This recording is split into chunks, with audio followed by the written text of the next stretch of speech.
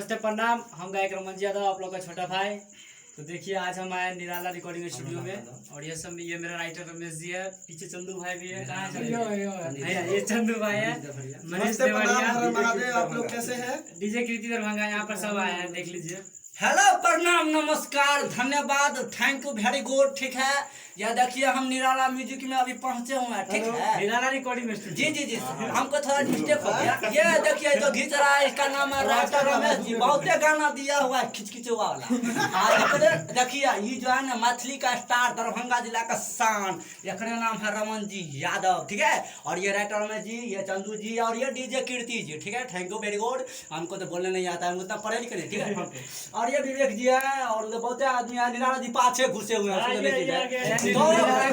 देखिए निराला जी, मेरा निराला जी ये हुआ और ये तो रमन जी यादव के भाई, कौन नहीं जानता है। तो हम एगो कॉमेडी मानना चाहेंगे। हेलो, इस वीडियो को ज्यादा से ज्यादा लाइक कमेंट कीजिए। ठीक है, और शेयर कीजिएगा, कमेंट ठोक दीजिए। तो ठीक है, इसी तरह सब भाई को प्यार दुलार देते रहिए। जय मिथिला, जय मैथिली। Thank you.